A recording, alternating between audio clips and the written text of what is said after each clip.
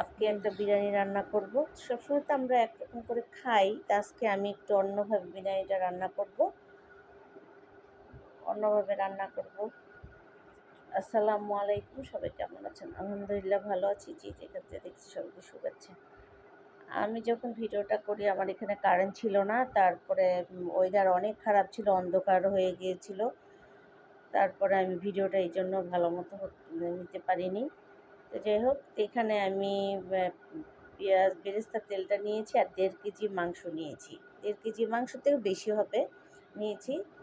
আর এখানে আমি যেই মশলাগুলো শাহি জিরা, কাবাব চিনি, গোলমরিচ, তেজপাতা, দারচিনি, এলাচি, কালো এলাচ, তারপরে এই জায়ফলের গুঁড়ো করে নিয়েছি, তারপরে আবার জয়িত্রী নিয়েছি, সব কিছু দিয়েছি। আর এখানে 1.5 চামচ আদা রসুন দিয়েছি আর লাল মরিচের গুঁড়া দিয়েছি, জিরা ধনিয়া 1 চামচ দিয়ে দিয়েছি, এগুলো দিয়ে আর পেঁয়াজ ব্লেন্ড করা পেঁয়াজ দিয়ে দিয়েছি। এটা অবশ্যই দিতে হবে আর কাটা পেঁয়াজ দিতে হবে। আর আমি 1/2 কাপ দই দিয়ে দিয়েছি আর কাঁচা পেঁয়াজ দিয়ে দিয়েছি। দিয়ে তারপরে এখন আমি বেরেস্তাটাও দিয়ে দিব। আর এখানে আমি একটু জাফরান ভিজিয়ে রেখেছিলাম, সেই জাফরানটাও আপনাদের এটাও একটু দিয়ে দিলাম। এটা দিতেই হবে, ভালো লাগে। আর আমি 1.5 মুঠের মতন পেঁয়াজ বেরেস্তা করে রেখেছিলাম, পেঁয়াজ বেরেস্তাটা আমি দিয়ে দিয়েছি। দিয়ে আমি এখন একটু নেড়ে দিব, নেড়ে দিয়ে তারপর ঢাকনা দিয়ে দেব। তো নেড়ে ঢাকনাটা আমি দিয়ে দিয়েছি। তো ঢাকনাটা দেওয়ার পরে তখন দেখা যাচ্ছে আমি আবার দুধ দিয়ে দিয়েছি। এই দুধটাই আমি একবারে দিয়ে দিয়েছি। আপনারা চাইলে পরেও দিতে পারেন, আমি একবারেই দিয়ে দিয়েছি, বা গুঁড়া দুধও দিতে পারেন। তা আমি আবার তরল দুধটাই দিয়ে দিয়েছি। এই দুধটার মধ্যেই মাংসটা সিদ্ধ হয়ে যাবে, যেহেতু এটা কোরবানির মাংস, সিদ্ধ হয়ে যাবে। এই জন্য আমি একবারে দুধ দিয়েছি, আর পানি দেবো না। আর এখানে আমি চিনি দিয়ে দিচ্ছি একটু, 1 চামচের থেকে একটু কম চিনি দিয়েছি। চিনি আবার বেশি দিলে ভালো লাগবে না, এই জন্য চিনি দিয়েছি। তার এখানে মোটামুটি মাংসটা হয়ে আসছে, তার খালি পানির ঝোলগুলো শুকিয়ে যাবে। তা আমি এর মাঝখানে আবার ঘি দিয়ে দিব। তা আমি 1.5 চামচ ঘি দিয়ে দিয়েছি। ঘিটা আমি প্রথম দিতে ভুলে গিয়েছিলাম। আর একটু গোলাপ জল দিয়ে দিয়েছি। দিয়ে এখন আমি একটু ঢাকনা দিয়ে রাখবো। এর মাঝে আমি আবার একটু কাঁচামরিচটা দিয়ে দিলাম। কাঁচামরিচটা এখন দিয়েছি। কাঁচামরিচের যে একটা ফ্লেভার, এটার গন্ধটা এত ভালো লাগতেছিল। তারপরে এখান থেকে মাংসটা আমার হয়ে গেছে, আমি উঠিয়ে নিয়েছি।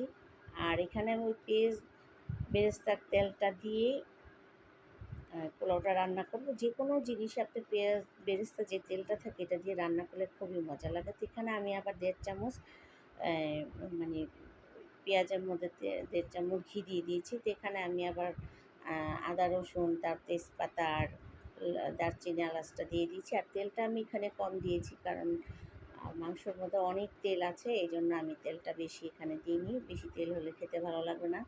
তারপরে এখানে আমি 1 কেজি চাল ধুয়ে ঝরিয়ে রেখেছিলাম। চালটা ভিজিয়ে রাখলে অনেক ভালো। তা আমি চালটা এরকম ধুয়ে ঝরিয়ে রাখছিলাম। তারপরে এখন চালটা কষিয়ে নিচ্ছে, স্বাদ মতো লবণ দিয়ে দিলাম। তো এখন এখানে আমি আমার হাতে ছিল মটরশুঁটি ছিল, আমি মটরশুঁটিটাও দিয়ে দিলাম, কারণ মটরশুঁটি দিলে আমার কাছে অনেক ভালো লাগে, তাই মটরশুঁটি ছিল দিয়ে দিয়েছি। তারপর ভালো মতো কষিয়ে নিয়েছি। তো এখানে যেহেতু 1 কেজি চাল, তা আমি এখানে 1 কেজি চালের জন্য আমি 1.5 কেজি পানি ইউজ করেছি, কারণ বেশি দিলে নরম হয়ে যাবে, 1.5 কেজি দিতে হবে। তো দিয়ে আমি পোলাওটাকে একটু নেড়ে দেবো। তো পোলাওটা মাঝখানে নেড়ে দিয়েছিলাম। তারপরে দিয়ে আমি একটু হালকা দমে রেখেছিলাম। নাড়ানোর সময় দেখাতে ভুলে গিয়েছিলাম। আর এখানে আমি মাংসটাকে যে ঝোল কমিয়ে রেখেছিলাম, তেল উঠেছিলো, মাংসটা এখন উপরে দিয়ে দিলাম। আর এখানে আমি অনেক বাদাম, তারপরে কাঠবাদাম, কিশমিশ, তারপরে কাজু বাদাম, এগুলো দিয়ে দিয়েছি। দিয়ে এখন বেরেস্তাটাও দিয়ে দিলাম, আবার ঘি দিয়ে দিব। বেরেস্তা, ঘি, তারপরে এই যে ঘি দিয়ে দিলাম, দিয়ে আর কেওড়া জলটা একটু দিয়ে দিয়েছি, দিয়ে ঢাকনা দিয়ে দিয়েছি, একটু দমে দিয়ে দিয়েছি। দম থেকে আমি উঠিয়ে এই যে এখন নাড়া দিয়ে দিব। এই যে এই নাড়া দেওয়াটাই শেষ। পোলাওটা অনেক ঝরঝরা হয়েছে, অনেক সুন্দর একটা গ্রান বের হয়েছে। খেতে অসম্ভব মজা হয়েছে। যারা যারা খেয়েছে তারা খুবই করেছে, আর অনেক ভালো লেগেছে বিরিয়ানিটা, অনেক মজা হয়েছে। আমরা তো অনেকভাবেই খাই, তা আমি আজকে একটু অন্যভাবেই করলাম। এই বিরিয়ানিটা এইভাবে করলে অনেক মজাই লাগে। তারপরে এখন এটাই তো মানে হয়ে গেছে, তারপর আমি ঢাকনা দিয়ে রাখবো, যখন সার্ভ করবো তখন আপনাদের সাথে দেখা দেবো। তা আমি যখন বাড়তেছিলাম ওই ক্যামেরাটা অন করতে ভুলে গিয়েছিলাম, তো এখন এখানে দিলাম। তো আজকে দুপুরে রান্না এখানেই পর্যন্ত। সবাই ভালো থাকবেন। আল্লাহ হাফেজ।